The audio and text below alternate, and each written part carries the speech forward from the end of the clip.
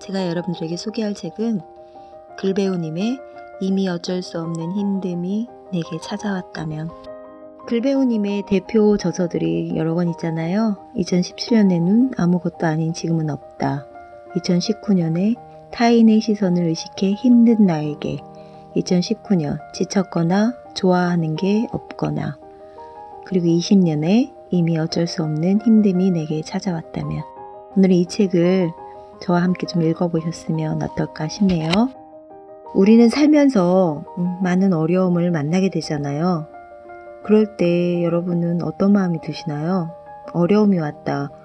이 말은 곧 내 힘으로, 내 생각으로 내가 가진 지성과 또 물질과 인맥과 많은 것들을 동원해도 해결할 수 없기 때문에 힘든 거잖아요.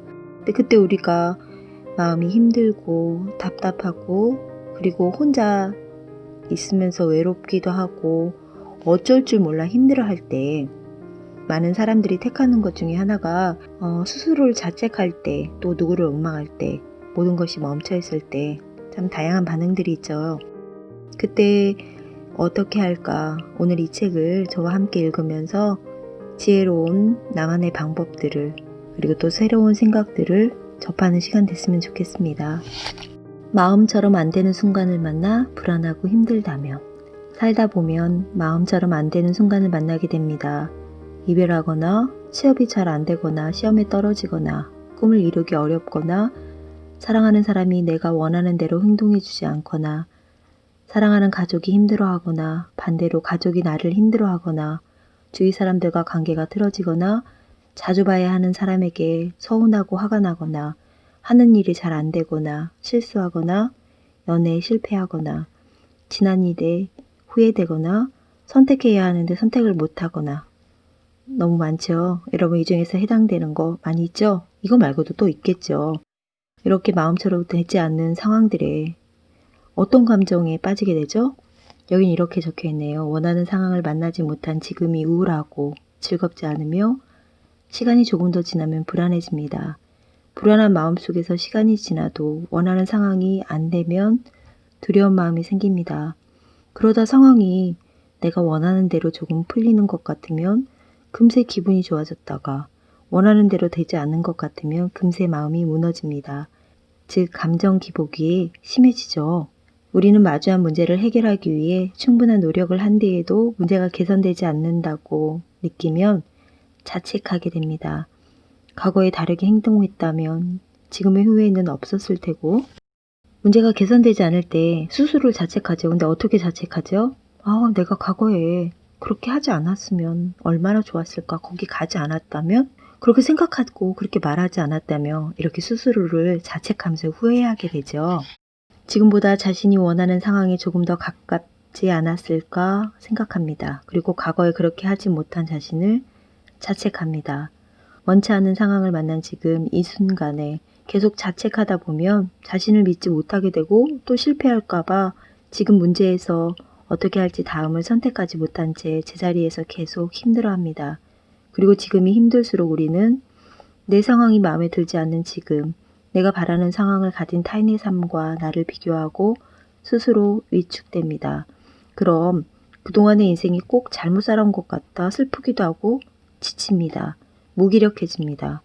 상황이 좋아지길 바라며 애쓰고 고민하고 노력하고 걱정하고 염려했는데 점점 상황이 안 좋아지는 것 같으면 어차피 힘을 내도 달라질 게 없다는 생각에 무기력해집니다. 이렇게 원치 않은 상황을 만났고 내가 원하는 대로 되지 않았을 때 우리는 이런 마음 들죠. 자책하고 힘들어하고 위축되고 그리고 슬프고 결국에는 어차피 안 되는데 하면서 아무것도 안 하고 무기력해지는 상황. 여러분 이런 거 많이 경험하셨죠? 혹 지금도 그러시다고요? 그러면 다시 한번 좀 읽어볼까요? 이런 상황이 도래했어요. 훨씬 더 아프고 훨씬 더 지치고 훨씬 생각을 오래 하고 깊게 슬퍼하고 더 많이 불안해하고 훨씬 더 오래 자책하고 힘들어하는 사람들이 많이 있습니다. 여러분 이런 경도는 사람에 따라 좀 다르죠. 똑같은 문제에 그런 상황이 도래를 했어도 조금 더 그 문제에 대해서 집중하면서 힘들어하는 사람, 그래서 무력해서 쉽게 빠져나오지 못하는 사람이 있는가 하면 조금 빨리 툭툭 털고 또 봤을 때는 아무 문제 없는 것처럼 그렇게 잘 이겨내는 그런 사람들도 있죠. 경도에 따라, 자신의 상황에 따라, 또 마음에 따라, 성격에 따라 좀 다른 것 같아요. 이렇게 똑같은 사건이어도 누군가에게는 그 정도로 오랫동안 신경 쓸 일이 아니지만 누군가는 정말 오랫동안 힘들면서 온 신경을 다 써서 생각하느라 자신이 주어진 인생을 제대로 살아가지 못하게 됩니다. 비슷한 사건을 만나 후회를 해도 누구는 금방 털고 일어나지만 누군가는 몇 년 동안 힘들어합니다. 그 이유는 내가 원하는 상황이 있는데 그렇게 되지 않을 때 크게 불안해하고 힘들어하는 성향. 여러분의 성향은 어떤가요? 저의 성향은 좀 이런 증폭이 좀 오래가는 것 같아요. 그만 뚝뚝 털고 일어나면 좋겠는데 자책하고 후회하고 뒤돌아보느라 미련을 떠느라 오래가는 것 같아요.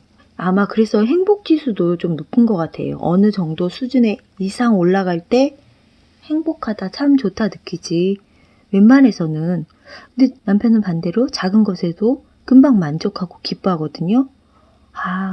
그래서 그 사람은 많이 행복하구나. 나는 그게 성향이 조금 너무 힘들구나. 저는 살면서 그걸 더 느끼는 것 같아요. 바꿔가려고 노력하거든요.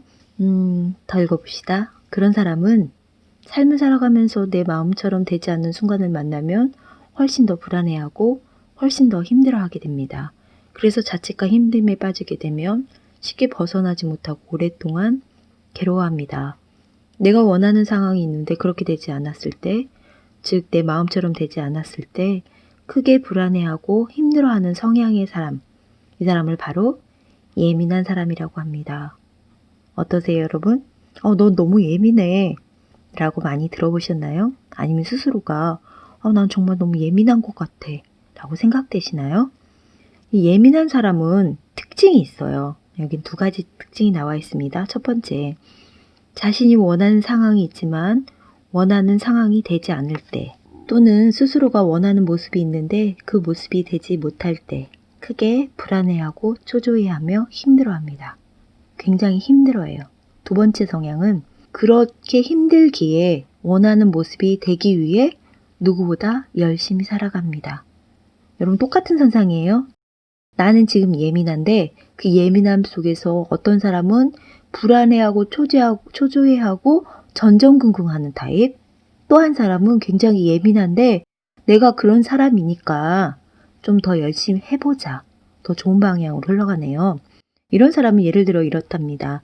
자신이 원하는 모습이 타인에게 인정받는 것이면 인정받기 위해 많이 희생하거나 많이 참거나 또는 자신의 방식으로 열심히 노력하거나, 자신이 원하는 모습이 가족의 화목이면 가족의 화목을 위해 많이 희생하거나 많이 참거나 또는 자신의 방식으로 열심히 노력하거나, 자신이 원하는 모습이 안정적인 삶이면 안정적인 삶을 위해 많이 희생하거나 많이 참거나 또는 자신의 방식으로 열심히 노력하거나, 자신이 원하는 모습이 인간관계가 좋은 사람이라면 인간관계를 좋게 하기 위해서 많이 희생하거나 많이 참거나 또는 자신의 방식으로 열심히 노력합니다. 여러분 이 특징 발견하셨어요? 이 예민한 사람이 열심히 살기 위해서 그 목적이 화목이라면, 아니면 타인에게 인정받고 싶은 모습이라면, 아니면 내가 좀 편안하게 안정적인 삶을 살고 싶다면, 모든 것들이 좋은 쪽으로 흘러가기 위해서 이 사람이 하는 방법은 언제나 자신이 희생하는 거예요. 자신이 많이 참는 거예요. 그리고 자신의 방식으로 열심히 노력하는 거예요. 이러면 너무 힘들 것 같은데, 그쵸? 그게 무엇이든 간에 자신이 원하는 상황을 만들기 위해서 희생하고 참고 고민하고 자신의 방식으로 노력하고, 그러면서 정말 많이 신경 쓰며 살아가는 타입. 그래서 예민한 사람은 이렇게 두 종류로 나눕니다. 혹시 내가 예민한 사람이라면 어떻습니까? 나는 힘들어 하면서 아무것도 못하고 두려워하는 사람입니까? 아니면 예민함 속에서 더 노력해서 힘들더라도 자기가 희생하는 타입입니까? 여러분 어떠세요? 정말 많은 노력을 하고 신경을 썼음에도 불구하고 원치 않는 상황에 처하게 되면 다른 사람보다 훨씬 더 크고 깊게 힘들어하게 됩니다.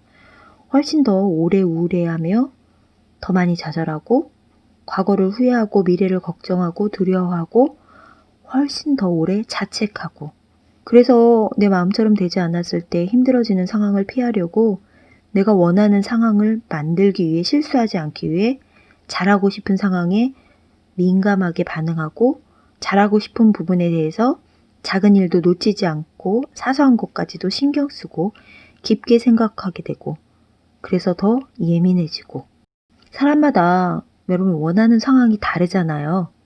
누군가의 원하는 상황은 나는 많은 사람들과 관계가 좋아지는 걸 원하고 그 관계 속에서 잘 되기를 원하고 근데 관계가 내 마음처럼 잘 안 되거나 멀어지거나 누군가에게 연락을 기다리는데 연락이 없거나 그 무리 속에서 소외받는 것 같거나 인기가 없거나 그러면 크게 불안해하고 신경 쓰고 예민해지고 또 어떤 사람은 그런 상황이 되면 연인한테 사랑받는 거라고 만약에 생각한다면 그 연인의 사랑 표현에 집착하게 돼요.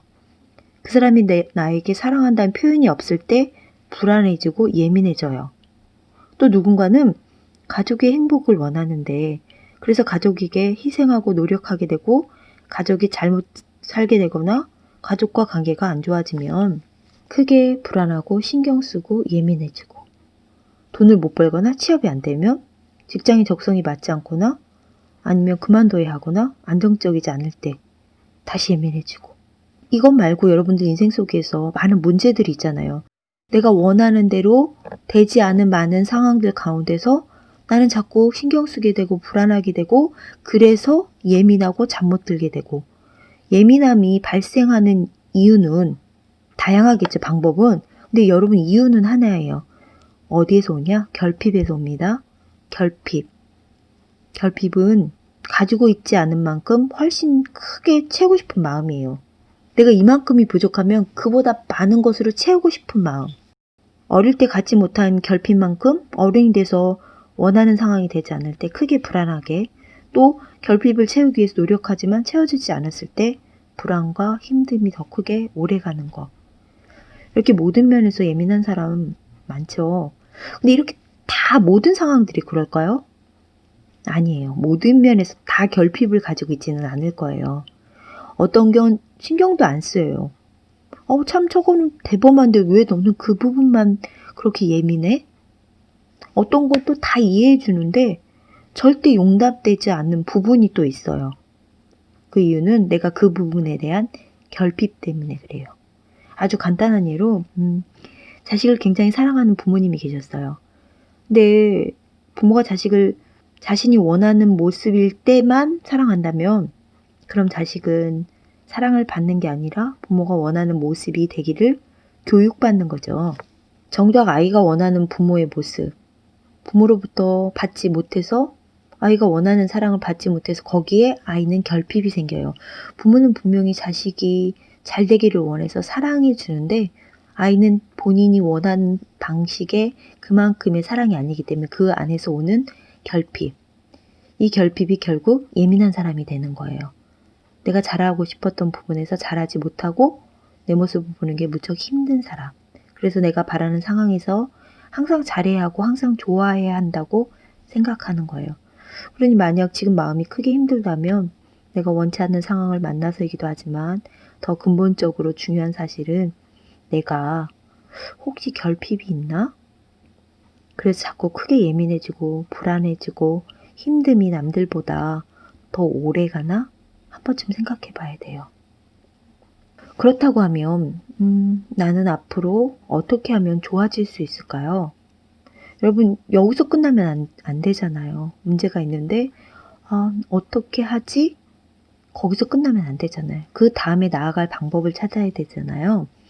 오늘 이 방법들이 여러분에게 도움이 되길 바랍니다. 앞으로 어떻게 살아가야 마음이 편할까? 그런 편한 날을 많이 자주 내가 만나게 될까?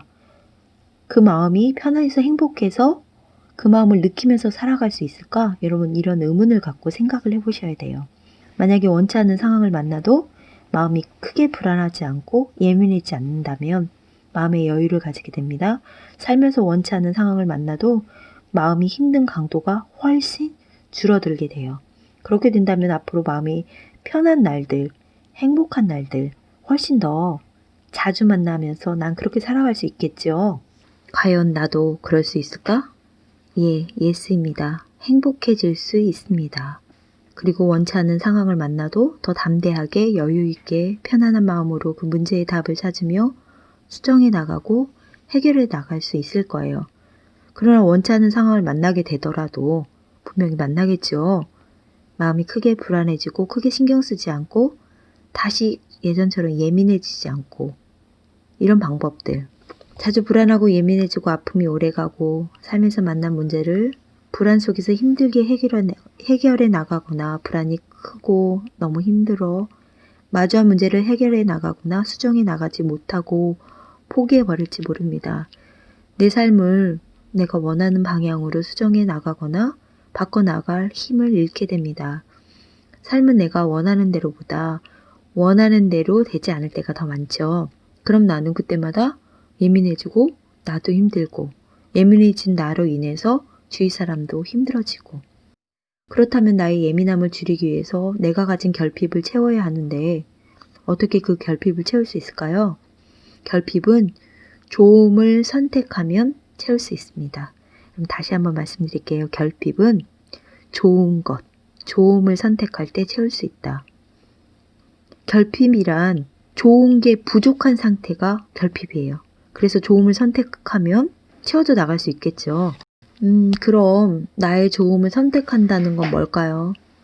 우리는 보통 나의 좋음을 이루어지길 바라는 소원 같은 거로 생각합니다. 스위스에서 한 달 동안 살고 싶어. 돈이 많았으면 좋겠어. 많은 사람이 다 나를 좋아하면 좋겠어. 맨날 여행만 다니면 얼마나 좋을까? 여러분 만약에 이렇게 생각한다고 생각해 보세요. 물론 그것도 내 좋음이 맞지요. 그건 지금 만날 수 있는 좋음은 아닙니다. 만약 이게 아까 제가 얘기 드렸던 예시와 같이 지금 이루어질 수 없는 좋음, 내 좋음이 아니에요. 그럼 여기서 말한 내 결핍을 채워나갈 수 있는 지금의 좋음은 뭘까요? 예를 들어 볼게요. 여러분 제가 지금부터 이야기하는 읽어드리는 것들을 생각하면서 여러분이 그 상황들을 그림처럼 머릿속에 상상을 해보세요. 지금 나의 좋음을 채우기 위해서 지금 내 앞에 밥과 샐러드가 있어요. 당신은 밥을 먹어야 좋은 사람입니다. 이건 뭐냐면 밥에 대한 결핍이 있는 거예요. 즉 밥을 먹지 않으면 마음이 불안해요. 그런데 옆에 있는 소중한 사람, 사랑하는 사람이 샐러드를 먹고 싶어 하는 거예요.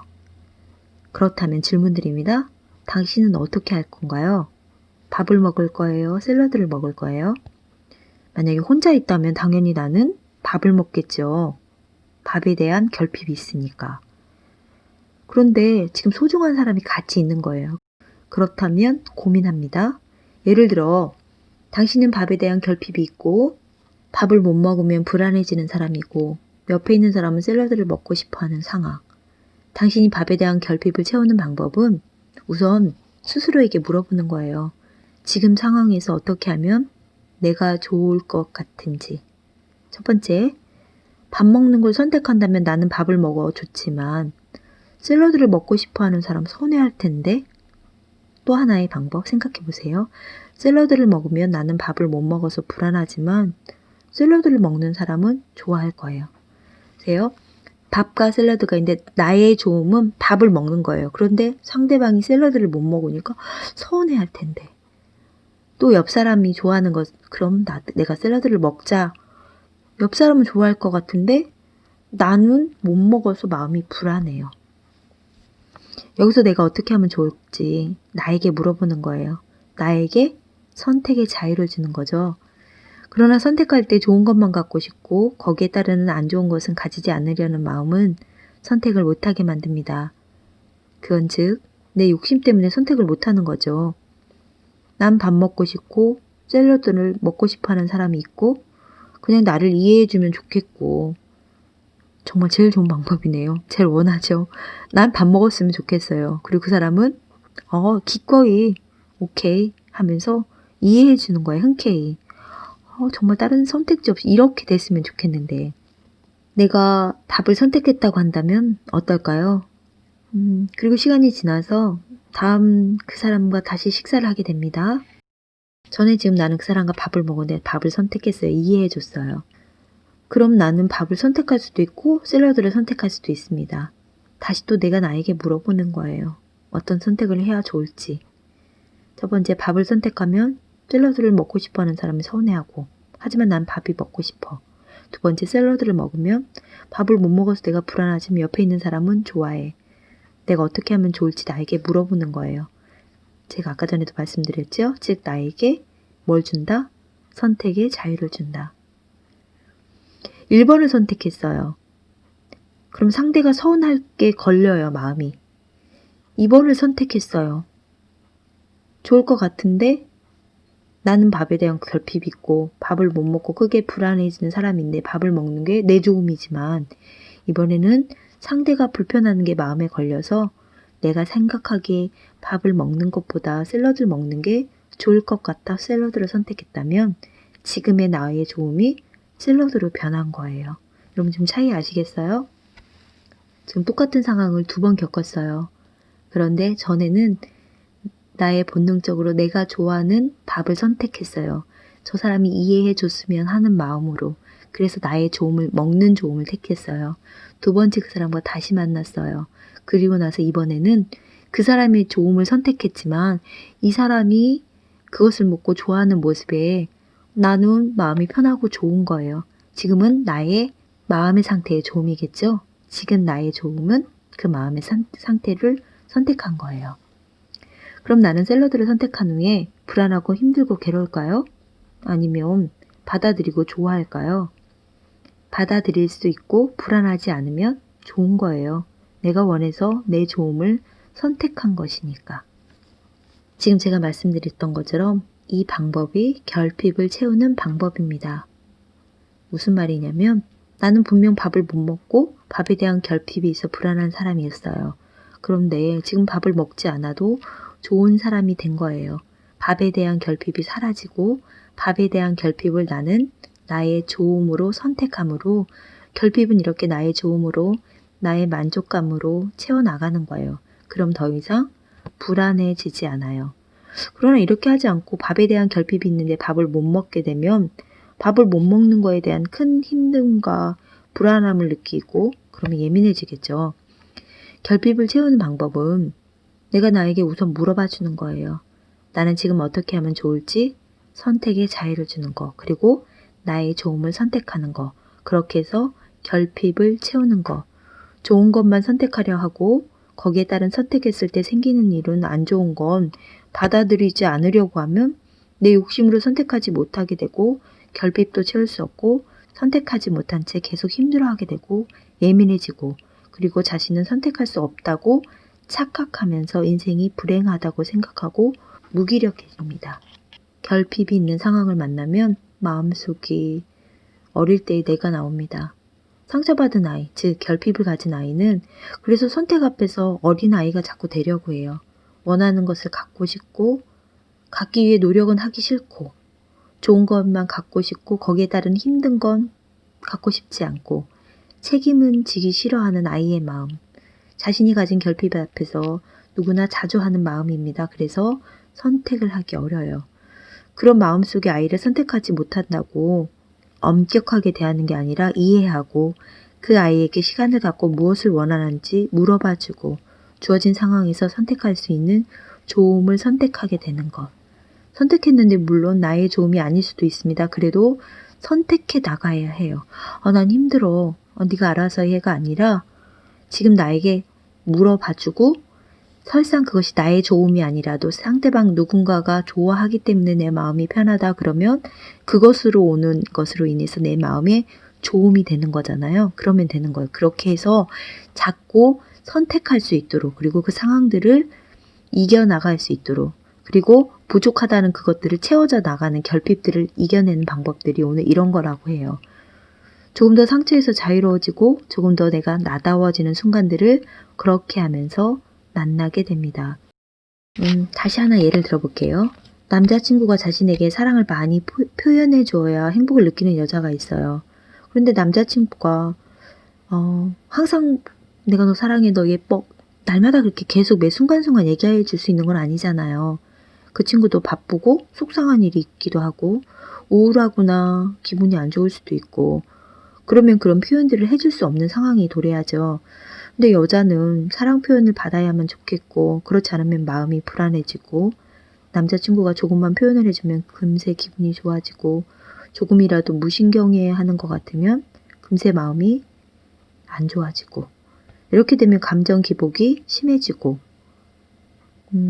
자신이 해야 될 일들에 집중하지 못하고 불안한 마음이 생기고 편안할 수 있는 사랑이 사랑 표현으로 인해 불안해지고 감정 기복이 심해지고 사랑이 사랑 표현에 갇히게 돼요.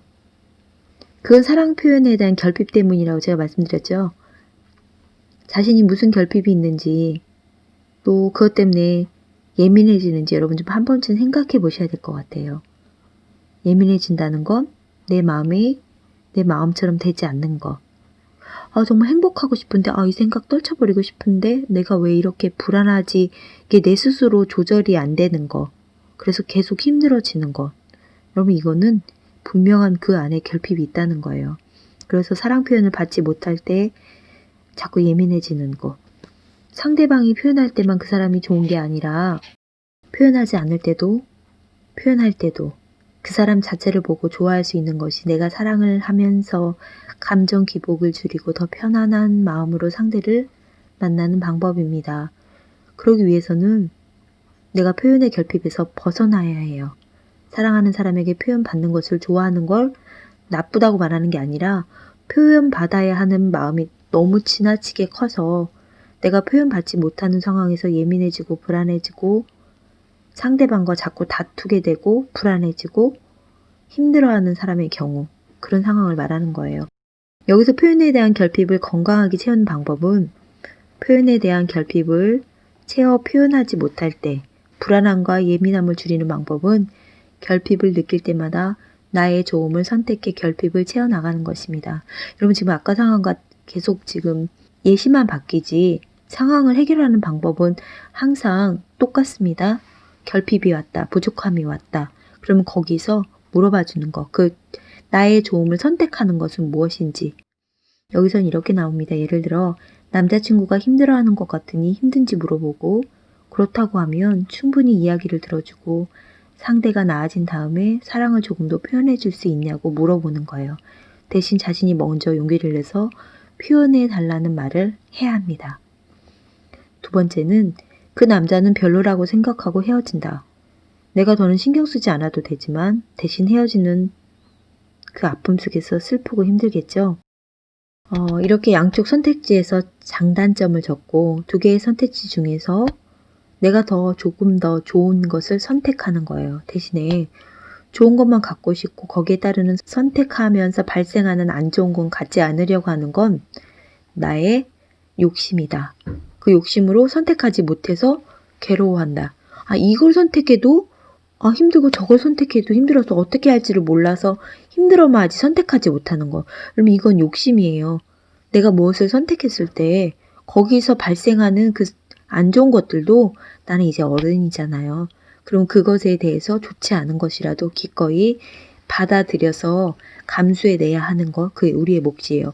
이런 것들을 자꾸 하면서 내 마음이 커가는 거예요. 표현해달라고 말은 하기 싫고 자존심도 상하고 표현해주면 좋겠고 이 욕심이죠. 내가 나에게 물어봅니다. 나의 좋음 어떻게 해야 되지? 그럼 상대방이 나를 미워하지 않는 이상 표현을 해주겠지. 그럼 나는 표현받지 못해서 찾아온 지금의 순간을 불안함과 예민한 감정 기복 자체에서 벗어나게 됩니다.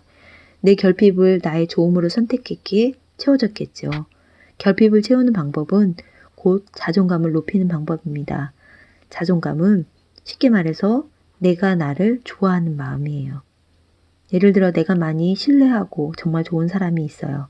그런데 누군가가 그 사람에 대해 안 좋게 얘기를 하면 별로 그 얘기를 듣고 싶지 않고 그 사실을 믿지 않죠.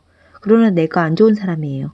그럼 누군가 지나가면서 그 사람을 안 좋게 말하면 그 사람이 더 안 좋게 보이고 그 말이 더 크게 받아들여지고 맞아.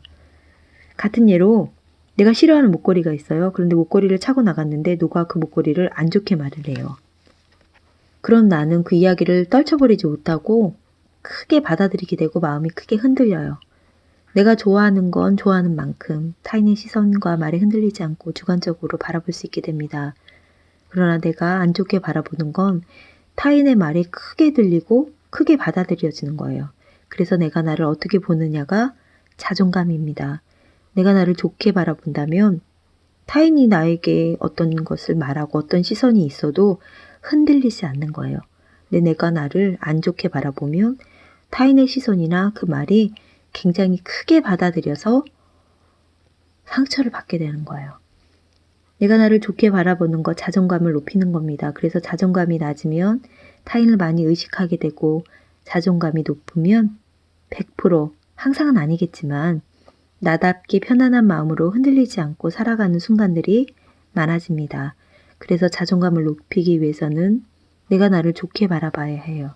내가 나를 좋게 바라보기 위해서는 내가 나의 결핍을 채울 수 있어야 하고 그 결핍을 채우는 방법은 언제나 나의 좋음을 선택하는 것.